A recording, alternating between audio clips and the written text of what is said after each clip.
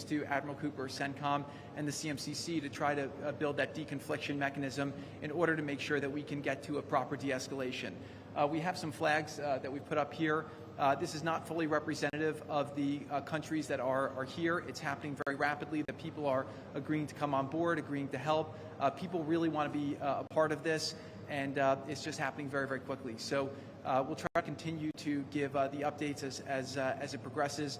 But really just thank you to the entire team here who's made all this possible. It's been a lot of sleepless nights, around the clock effort, and it's really been great coordination because everyone believes that it is possible to create something better in Gaza, and we have to believe it, we have to work hard for it, and if we all work hard to do that, then I do believe a great outcome is possible. Well, Mr. Vice President, thank you for joining us here today at the CMCC. Consistent with our Commander-in-Chief's direction, this facility will be the hub for the delivery of everything that goes into Gaza as we look to the future, delivering on the Commander-in-Chief's commitments. 200 of America's sons and daughters who wear the cloth of the nation have stepped up and are serving here. I just couldn't be prouder, and I know that you are as well. Thank you so much. Great.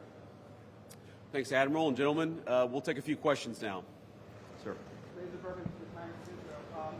wanted to ask about the Turkish role. It's very concerning for Israelis. Turkey obviously has been a supporter of Hamas. What role will they have, and will they have troops that will be on the ground here or in the Gaza Strip? Thank you.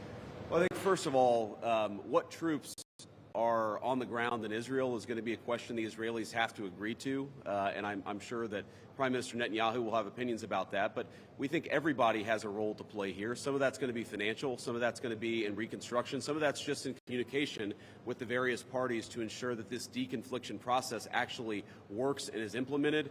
We're not going to force anything on our Israeli friends when it comes to foreign troops on their soil, but we do think that there's a constructive role for the Turks to play, and frankly, they've already played a very constructive role. We're very grateful for that. And you asked, they've supported Hamas in the past. No one who is a party to this conflict can look in the past and not point at something that they don't like or that they disagree with. Everybody who's been involved in this conflict can point at one other person. One of these flags can point at another flag and say, we hate that person for various reasons. The way that we're going to get to peace is to focus on the future, which is what the President of the United States has asked us to do. And we think everybody here is very willing to do that and is very eager to engage in that effort. Ma'am. The ceasefire deal took months to negotiate. What do you think the likelihood is that it will last long term? If you had to put a number on it, a percentage. Well, Jared's the investor here. I'm not going to give you a percentage, but look, what we've seen the past week gives me great optimism the ceasefire is going to hold. And if we get from where we were a week ago to a long-term, durable peace between Israel and Gaza, there are going to be hills and valleys. There are going to be moments where it looks like things aren't going particularly well. But given that, and given the history of conflict, I think that everybody should be proud of where we are today. It's going to require constant effort. It's going to require constant monitoring and supervision. That's part of the reason that Admiral Cooper and his team is here, is to mediate these disputes, to mediate these disagreements as they come up. But look, right now, I feel very optimistic. Can I say with 100% certainty that it's going to work? No. But you don't do difficult things by only doing what's 100% certain. You do difficult things by trying, and that's what the President of the United States has asked us to do. Sir. Mr. President, Suleiman Masoud from Cannes. First of all, thank you for brokering the ceasefire deal. Two questions for you. Hamas was supposed to bring back all the hostages within 72 hours. There are still deceased hostages that are still in Gaza. Will you put a deadline for Hamas to bring back all these hostages? And second thing, President Trump tweeted about this today, Hamas killing their own people in Gaza, Palestinians who worked for Israel. What is your warning to Hamas about that? Yeah, so Steve, I'm going to ask you to follow up here, but let me say just a couple of words about the deceased hostages. I mean, one of the stations that I met with, one of the groups that's working on this that I met with earlier, they actually have a photo of the 15 deceased hostages who are still in Gaza. It is a focus of everybody here to get those bodies back home to their families so that they can have a proper burial.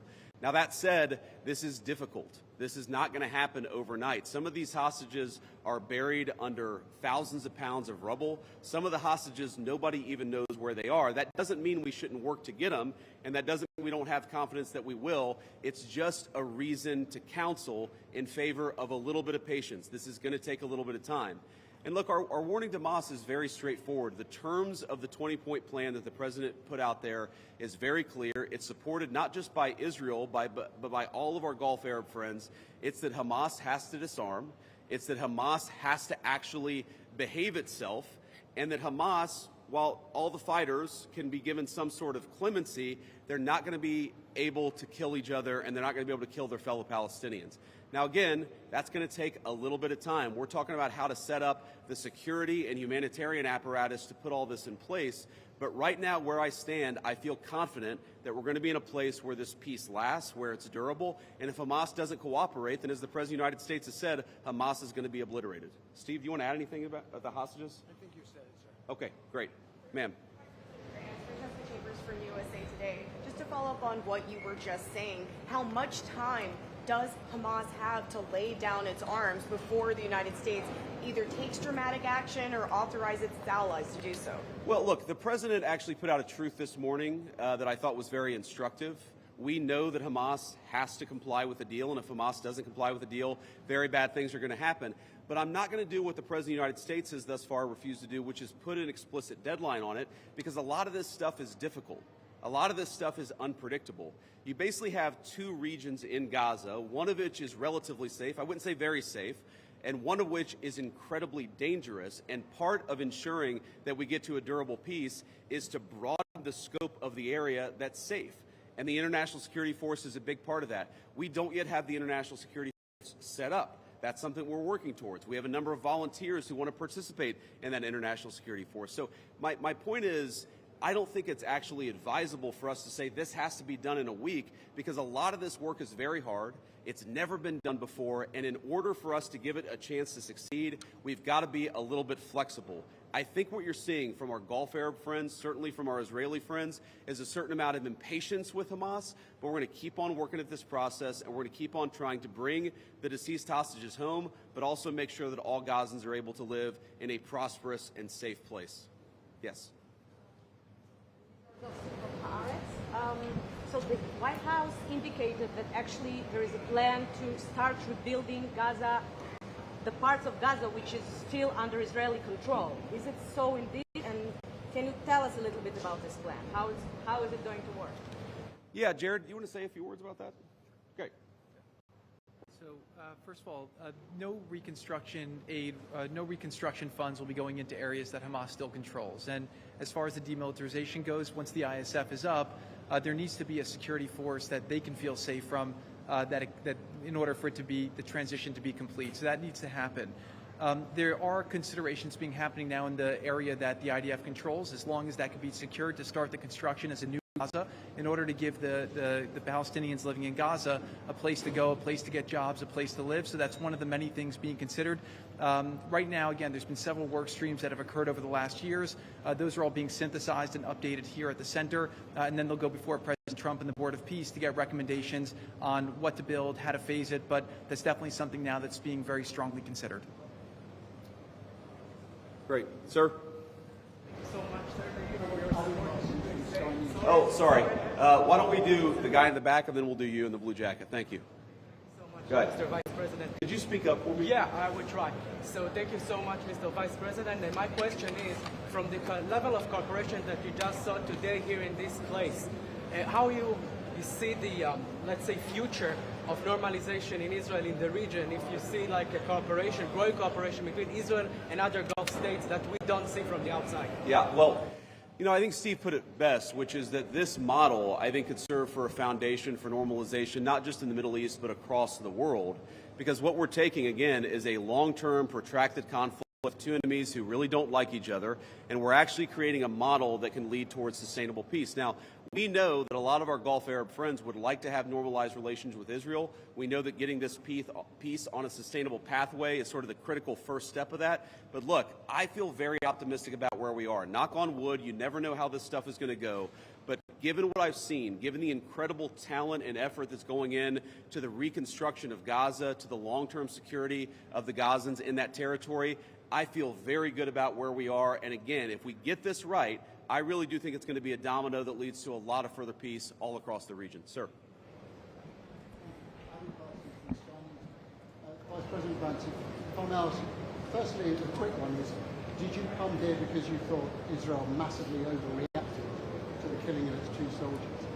And secondly, following the reaction to this plan, do you now believe it is feasible to have a governance structure for Gaza that does not include strong Palestinian voices? Well, so on the first question, no. My visit had nothing to do with events of the past 48 hours. We had actually tried to plan this visit, frankly, months ago, and now we thought this would be a good time to do it. It ended up working out. As you know, sometimes calendars are difficult, especially when you're the Vice President of the United States. But I wanted to come. I wanted to check in on things. I wanted to, talk to the troops who are working very hard to coordinate this massive relief effort. And I wanted to just see how things were going and put some eyes on it so I could call the President of the United States and actually, it's one thing to read about it. It's one thing to talk with Jared and Steve on the phone about what's going on the ground. It's another thing to actually shake somebody's hand, to look them in the eye and to understand what are the challenges, what are the things they need from me. I mean, I heard from relatively junior troops very simple things that would make their lives easier that I'm going to take back to Washington and hopefully help them with. That's why you do a visit like this, not because of anything that's happening on the ground. On your question about what is the ultimate, authority in Gaza look like, I don't know the answer to that question. And I think what's so cool, what's so amazing about what these guys have done is that we're creating a governance structure that is very flexible to what happens on the ground in the future. We need to reconstitute Gaza. We need to reconstruct Gaza. We need to make sure that both the Palestinians living in Gaza, but also the Israelis are able to live in some measure of security and stability. We're doing all those things simultaneously. And then I think once we've got to a point where both the Gazans and our Israeli friends can have some measure of security, then we'll worry about what the long-term governance of Gaza is. Let's focus on security, rebuilding, giving people some food and medicine. If we get to the point where we're arguing exactly what the governance structure in Gaza is long-term, then we should pat ourselves on the back. That's a very good problem to have, but I won't anticipate that problem before we actually have it. I'll take a couple more and then we'll get moving. Ma'am. You should speak up. Renata Brito with the Associated Thank Press. you. Could you give a bit more details about the International Security Force? Which countries are going to be part of this? Are these troops in Gaza? And also about the disarmament plan or decommission plan. Are there incentives for Hamas to do that in a timely fashion? Any details? The incentives are that unless Hamas disarms in accordance with the agreement, very bad things are going to happen, right? And also the incentive is that if they disarm, there is a better future for everybody on the other side of it. But in terms of the International Security Force, Steve and Jared, Admiral Cooper, are working on that very issue right now. Remember, this peace deal was struck under the president's leadership literally a week ago. The hostages were returned, 6 days ago, 5 days ago? So we're in the phase now where we're actually starting to conceptualize what that international security force would look like. I think it's important for Americans to know a couple of things. Number one, there are not going to be American boots on the ground in Gaza. The President of the United States has made that very clear. All of our military leadership has made that very clear. What we can do is provide some useful coordination. How do you take, the Gulf Arab states, plus Israel, plus plus the Turks, plus the Indonesians, how do you actually get those folks to work together in a way that actually produces long-term peace? The only real mediators are the United States of America. And so that's the role that we're going to play. I think the American people should be proud of it, but they should know that there are going to be no American boots on the ground in Gaza. Sir, in the back. I'd like to ask about a different threat. We see Iran rearming again, trying to build again their nuclear weapon. Could we expect in Israel to see the U.S. Army attacking again in Iran? Could you ask the very last part? Could we expect the U.S. Army to attack again in Iran like you did in the last time in Fordow? Well, I'm not going to make any announcements here today. The President of the United States has been very clear about our policy with regards to Iran. It's that he actually wants Iran to be prosperous. He wants to have good relations with the Iranians, but they cannot have a nuclear weapon. And so we're going to keep on using and exhausting every diplomatic means possible to try to ensure that Iran does not have a nuclear weapon. That's our focus, and that will remain our focus for the indefinite future. Let me just leave us with one final thought here. So I've been to Israel once in my entire life. I came for about 36 hours, and as a Christian, I think the world's Christians will know that this country, that this region of the world means a great deal to me. And at some point today, I hope to go, or at some point in the next couple of days, I should say, I hope to go to the Church of the Holy Sepulchre, which Christians believe is the site that Jesus Christ was crucified in. And I know that Christians have many titles for Jesus Christ, and one of them is the Prince of Peace. And I'd ask all people of faith, in particular my fellow Christians, to pray that the Prince of Peace can continue to work a miracle in this region of the world. I think that we have made incredible strides over the past week. We're going to have to make a lot more, but I think with your prayers, with God's providence, and with a very good team behind me, I think we're going to get it done. Thank you all. Take care.